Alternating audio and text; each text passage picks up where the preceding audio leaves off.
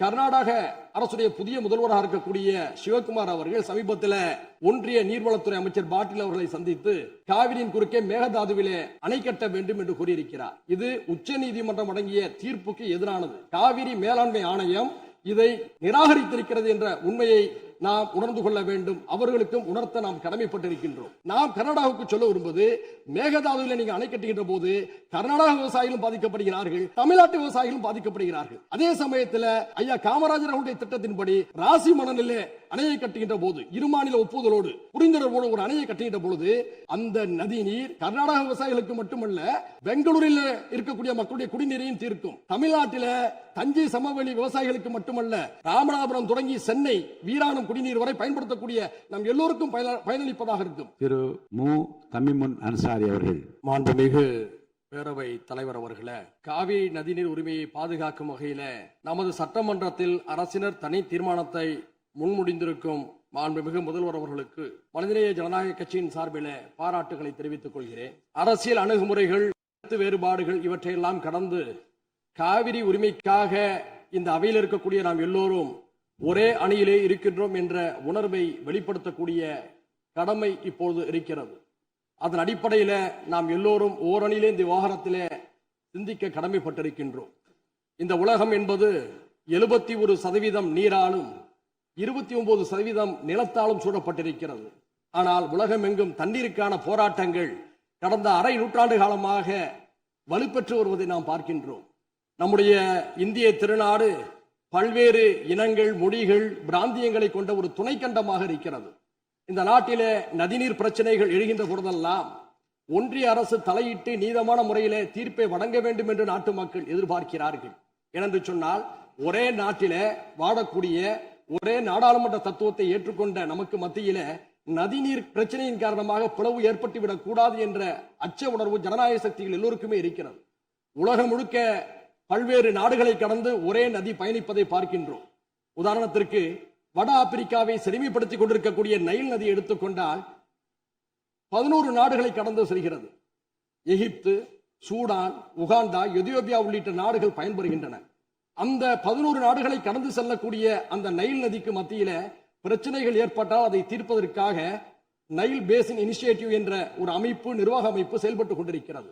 பல்வேறு நாடுகளுக்கு மத்தியிலே ஒரு நதி பாய்கின்ற போது அதை தீர்ப்பதற்கு ஒரு கூட்டுக்குழு ஏற்படுத்தப்பட்டு ஒரு ஒருமைப்பாடு நிலைநிறுத்தப்படுகிறது என்று சொன்னால், ஒரே நாட்டிலே பாயக்கூடிய நதிகளுக்கு மத்தியிலே பிரச்சனை ஏற்படுகின்ற போது ஒன்றிய அரசும் அதை சார்ந்தவர்களும் நீதமான ஒரு தீர்ப்பை வழங்க வேண்டும் என்றுதான் நாம் எதிர்பார்க்கின்றோம். அந்த அடிப்படையில் இதே மாமன்றத்தில் 6/12/2018 அன்றைய அரசு இதே போன்ற ஒரு தீர்மானத்தை மேகதாதுவுக்காக கொண்டு வந்த போது நானும் அதை ஆதரித்து பேசினேன்.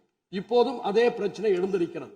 இந்த பிரச்சனை என்பது 4 மாநிலம் தொடர்புடையது என்பதை மறந்துவிடக் கூடாது. கர்நாடகா, கேரளா, தமிழ்நாடு, புதுச்சேரி என்று 4 மாநில மக்களும் இதிலே பயனடைகிறார்கள். இந்த நேரத்தில் கர்நாடக அரசுடைய புதிய முதல்வராக இருக்கக்கூடிய சிவகுமார் அவர்கள் சமீபத்தில் ஒன்றிய நீர்வளத்துறை அமைச்சர் பாட்டீல் அவர்களை சந்தித்து காவிரியின் குறுக்கே மேகதாதுவிலே அணை கட்ட வேண்டும் என்று கூறியிருக்கிறார். இது உச்ச நீதிமன்றம் வழங்கிய தீர்ப்புக்கு எதிரானது. காவிரி மேலாண்மை ஆணையம் இதை நிராகரித்திருக்கிறது என்ற உண்மையை நாம் உணர்ந்து கொள்ள வேண்டும். அவர்களுக்கும் உணர்த்த நாம் கடமைப்பட்டிருக்கின்றோம். இந்த நேரத்தில் நாம் வைக்கக்கூடிய கோரிக்கை என்னவென்று சொன்னால், காவிரி மேலாண்மை ஆணையத்துடைய ஒப்புதலின்றி காவிரியின் குறுக்கே எந்த நடவடிக்கையும் எடுக்கக்கூடாது என்று தெளிவாக கூறப்பட்டிருக்கிறது. உச்ச நீதிமன்றத்துடைய வழிகாட்டலோடு அமைக்கப்பட்ட அதிகாரப்பூர்வமான அமைப்பு தான் காவிரி மேலாண்மை ஆணையம். அதற்கு எதிராக கர்நாடக அரசு செயல்படுகின்ற பொழுது தமிழ்நாடு அரசின் சார்பிலே உச்ச நீதிமன்ற அவமதிப்பு வழக்கை நாம் தொடுக்க கடமைப்பட்டிருக்கிறோம் என்பதையும் இந்த நேரத்தில் சுட்டிக்காட்டுகிறேன். அது மட்டுமல்ல, காவிரியுடைய உரிமையை நாம் பேசுகின்ற பொழுது ஒரு மாற்று திட்டத்தை முன்வைக்கின்றோம். மேகதாது என்பது கிருஷ்ணராஜசாகர் அணையிலிருந்து 1000 அடி பள்ளத்தில் இருக்கிறது. அங்கே மேகதாதுவில் அணை கட்டினால் கர்நாடகத்துறை விவசாயமும் பாதிக்கும் என்று கர்நாடக விவசாயிகள் கூறியிருக்கிறார்கள். கர்நாடக விவசாயிகள் மட்டுமல்ல, அது அடர்ந்த வனப்பகுதி என்ற காரணத்தினால சுற்றுச்சூழல் ஆர்வலர்களும் எதிர்த்திருக்கிறார்கள்.